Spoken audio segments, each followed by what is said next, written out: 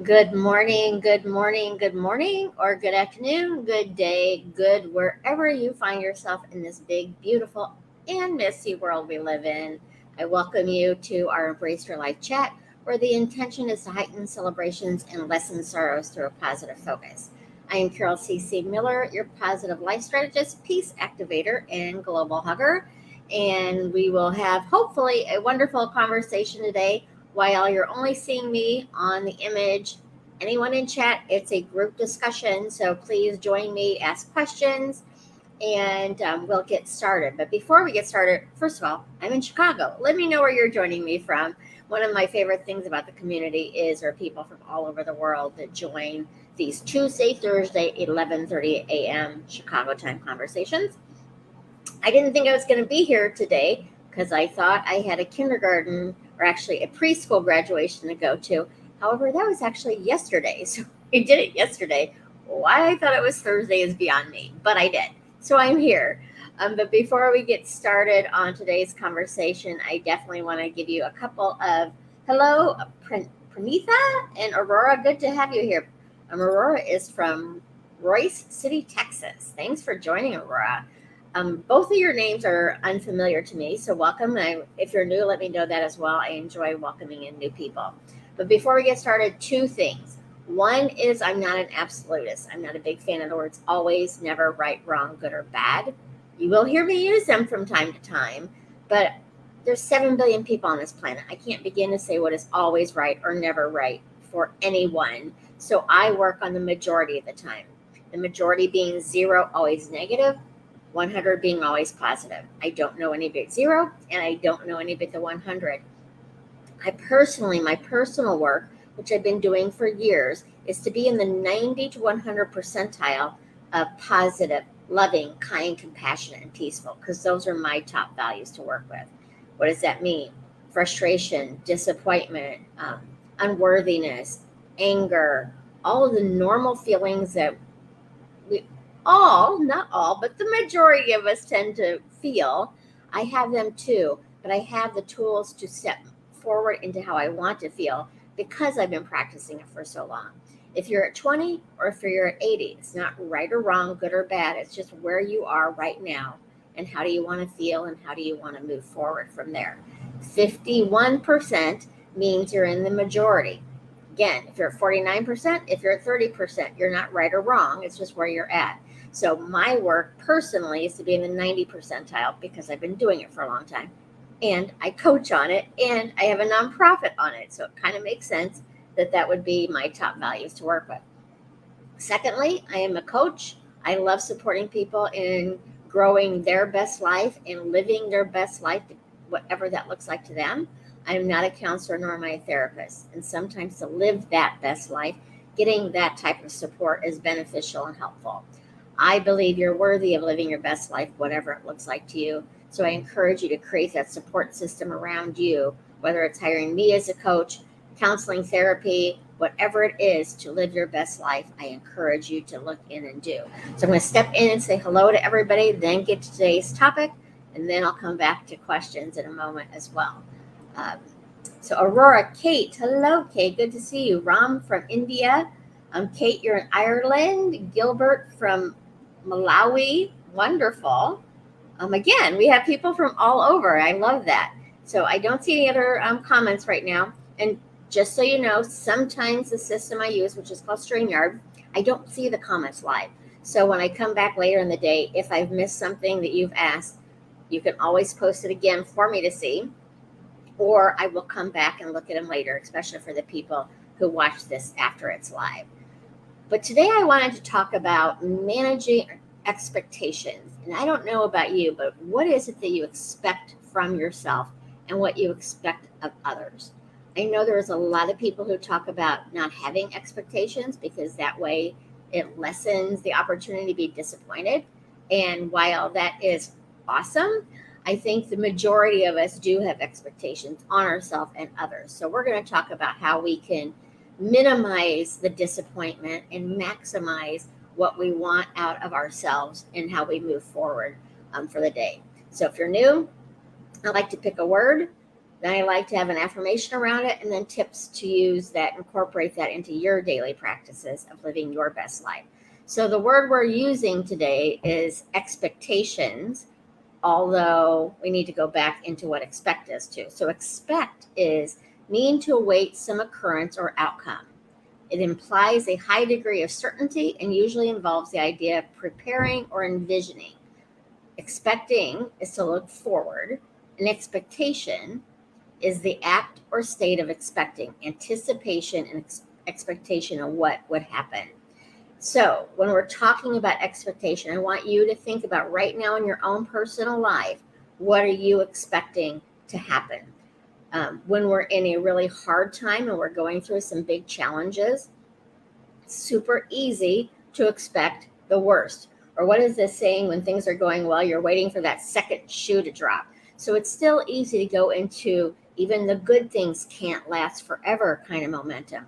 But I want you to ask yourself, not judging, just ask yourself on a 0 to 100 scale, where do you find yourself in how you're moving forward in your day on expectation? Are you expecting good things to happen? Are you expecting more reasons to be grateful? Are you expecting exciting news, or are you expecting a hard day, bad meetings, anything else? Again, it's not a right or wrong. It's just where you are. So ask yourself on that scale. Right now, I'm at a 30, or right now, I'm at a 70. But when you know where you're at, it's able to help you either stay there or you can shift into feeling a little bit better too. So those are our definitions. My affirmation for today is I expect things to turn out in my favor. An affirmation is simply a statement. It's not right, wrong, good, or bad. It's a statement. So you can have a statement of positive statement, which would be I am very smart. I'm pretty sure the majority of you would consider I am very smart a positive statement. However, if I say I am very smart, that's the affirmation I've chosen to use, and then I immediately in my head say, no, I'm not, that's not true, then that positive statement is not helpful for me. It's still a positive statement, but it's not positive for me because I've negated it immediately. So I could change it to I'm in the process of feeling very smart, or shift it completely. Your affirmation needs to be believable. It can be a stretch from where you are, but you still want to believe it to be true. If you're stretching too far, then you've negated it and you've lessened the impact that affirmation has upon you. So I expect things to turn out in my favor is one affirmation, or I'm in the process of expecting things to turn out in my favor. And if neither one of those work, then you'd want to come up with something that is gentle with you and is a growth into where you want to be, but a believable growth into where you want to be. So sometimes when we're in a really hard place, making those affirmations is going back to the very basics and then moving forward from there too. So if you have any ideas on an affirmation that you would like to use on what you're expecting in your life right now, put those in comments too. And then some tips that I have. If you've been with me for a while, the first one often, not always, but is to know how you feel, to be aware of your feelings. When you're aware of your feelings, then you can move forward, you can stay where you're at, but you are in the driver's seat. When we're on autopilot, life is living us and we're not living life. So if you're having a hard day, a hard time in your life, and right now maybe you're angry or you're sad or you're disappointed, whatever you're feeling, again, it's not right or wrong, it's just where you are. By awareness, you get to decide, I need to stay here for a while. Sometimes when I'm frustrated, I know I'm not ready to give that frustration up. So I ask myself, what is it? Why do I feel this way? And it just wants to be heard and understood to be able to move forward. Other times I might be frustrated and I catch myself an awareness to it. I'm like, that's silly. Why am I feeling this way? And I quickly move forward to feel a little bit better. So it's where you're at right now, where you want to be, and taking steps to move forward from there. One of my big thing on expectations, because I have to say, I would love to be in the have zero expectations so you're not going to be disappointed. That's not who I am. So for me, it's managing my expectations.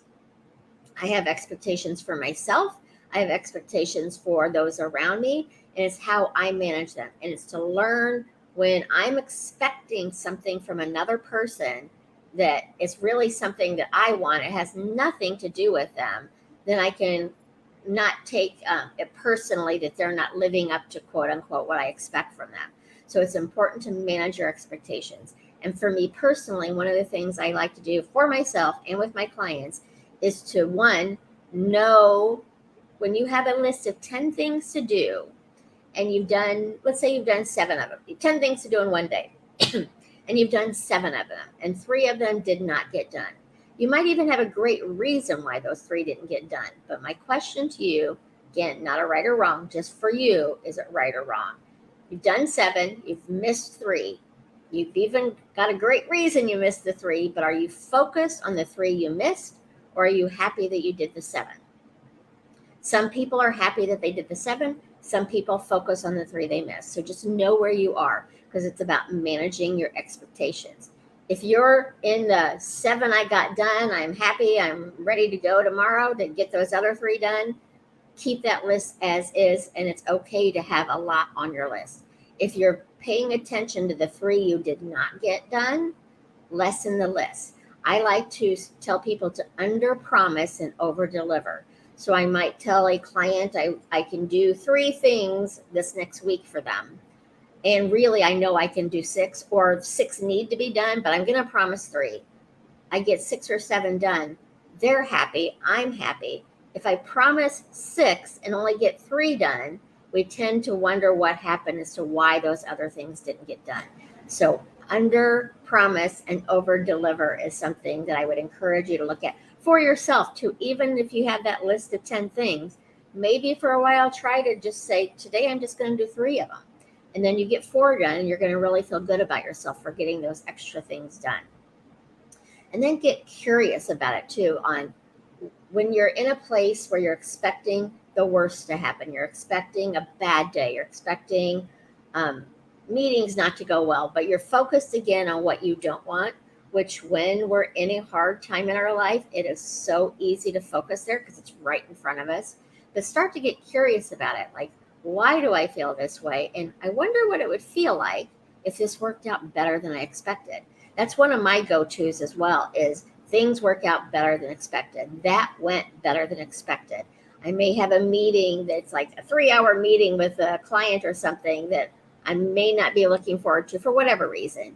And when I say that went better than expected, so far it has. Doesn't mean it's perfect. There could still be a longer meeting than I wanted to, but things happened in the meeting that went better than I expected. So I set the stage for it to go better than focusing on, oh my gosh, I have a 3-hour meeting. I don't have time for a 3-hour meeting today. And when I'm focused on what I don't want, I allow it to grow. When I'm focused on what I do want, I allow that to grow too. It doesn't mean it's going to happen overnight, but it is where you place your focus tends to be what you're giving the energy to grow. Again, please understand, when you're having a hard time, that's why I say life is beautiful and messy. If life were always beautiful, I think we'd start taking it for granted. If life were always messy, we'd be in a hard place. But it's about focusing on what you do want, being gentle with yourself when you're going through the don't wants, and not to give it as much time, energy, and attention. It's where you place your time, energy, and attention. You're allowing that space to grow. So the last thing is to be gentle with yourself. Life can be very hard. Life can be very confusing and challenging.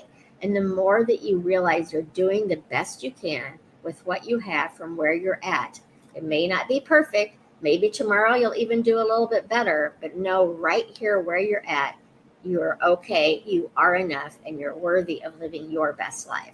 So that is what I have for you today. I'm going to come into comments, see if there's any questions.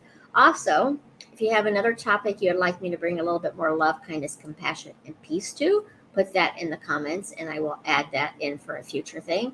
And then I'm going to do my hug update here in just a moment, because we had a new hugger join us.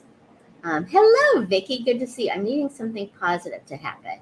Okay, Kate. So an affirmation might even be, I'm excited for the positive things coming in my life, or I look forward to the positive things coming in my life. Again, you want it to be believable. So if right now, Kate, things are really hard, then you want it to be into something that you can believe to happen.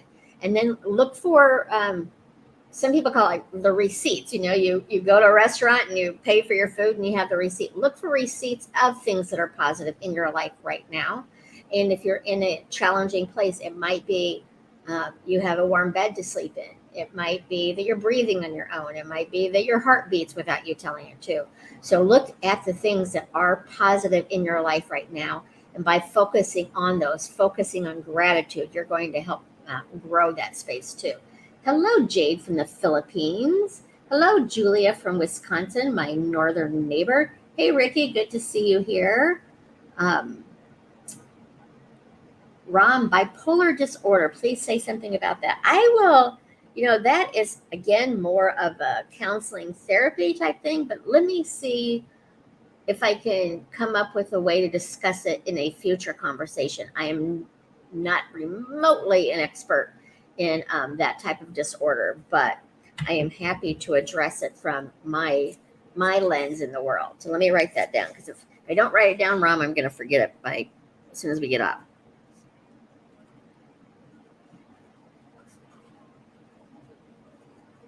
So let me do a little look on that, Ram, and I will add that to my list to come back at a different time with you on that. But Ram, I do highly encourage you to seek the support in your area with that as well. Okay, I don't think, thank you, Vicki. I don't see any other questions or comments right now. So I do want to quickly add Global Hugs is coming up September 9th through 11th. It's wherever you are at in this world. I have been doing hugs since 2008. The actual start of hugs was in 2004 in Australia, became popular by a YouTube video in 2006, which I saw many times and I decided to do. I was not a hugger when I started, terrified me, but I did it and I saw the impact it had on me and the impact it had on the people who are receiving hugs. So I've been doing it ever since, except for 2020 and 2021 because of COVID. COVID is still here. So I ask everyone to pay attention to their community on how it's being impacted in their community, whether it's wearing a mask, whether it's not doing it all. But please pay attention to the safety procedures in your own community. Usually I do it the first weekend in May, but this year I wanted to give it a little bit more time. So we're doing it September 9th through 11th. And currently I have huggers on 3 continents, 6 countries, and 15 states, as we just added Hazel, who is hugging in St. Cloud, Florida. So I'm going to post a link for you to be able to sign up and join me. And please know that I'm also offering it. I haven't done it before, but it's silly not to. Even though the Global Hug, the free hug event, is to hug strangers where you just find a public place, that link tells you everything about what you need to know before you sign up to. But it's about finding a public place, having a free hug sign, and standing there and allowing people to come to you. You can say free hugs, you can ask them to come in, but it's always a volunteer. And yes, I do mean always on this one. It's a volunteer hug situation. You may not insist upon giving someone a hug, but it's really about your own personality. When I have a bunch of huggers with me, some of them will talk and get people to come in. Some of them just stand there with their free hug sign completely still. So it's whatever works best for you. For me personally, it works best to have 1 or 2 people. It's actually when there's 3 or 4 of us, we tend to get more hugs than when it's just 1 or 2 people. Don't know why that is, but it's just been my experience since 2008. So I encourage you to look at it. Again, I was not a hugger when I started this. I love it now. I can still get nervous before I do it, but as soon as we start getting those hugs, it's all good again. But if you're not ready to hug strangers, I still want you to be involved, because the intent is to spread love 1 hug at a time that weekend. Hopefully you're doing it all the time anyway. But there are a lot of people who live alone and don't have family and friends to hug. If you do have family and friends to hug, or you can send me a picture of hugging yourself wherever you are in the world that weekend. Just send it to me. In the location thing, it will tell you where you can send it to, and then I will include it in the Global Hug. I'll include it in the locations for now, but I will also include it in the album of pictures afterwards. We certainly don't have as many signed up this year, which is understandable because of COVID, but I am hoping more will join us in the future as well. So September 9th through the 11th, plenty of time. I'd love it if you signed up today, but you can actually sign up that weekend as well. So check out that link. I'm also going to include the link of any other, well, maybe I'm going to. Here we go. I'm going to include the link of pretty much any other type of ways that you might want to contact me: coaching, events, hugs, all those good things. So that's what I have. I already said hello to you, Aurora. I was back at the top. I'm like, Royce City. So let me see if I've missed anybody before I send you off on this beautiful day. And I hope you have um, a day where you're managing your expectations, you're being gentle with yourself, you're being gentle with others, knowing that truly we are doing the best that we can in the moment. The next moment might be a little bit better, and the next moment might be a little harder. But each moment that we focus on love, kindness, compassion, and peace, that's what we're going to grow and bring more forth if we're focused on that. So I see no more questions for today, so I'm going to let you go. Have a wonderful, beautiful day, and know that you matter to me, you matter to the world, and most importantly, you matter to you.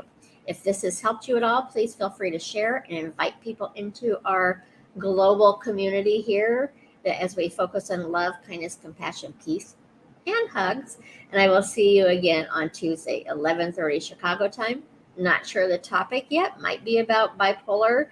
For Ram, it might be something else, but it will be something to help heighten celebrations and lessen sorrows through a positive focus. Until then, have a good day.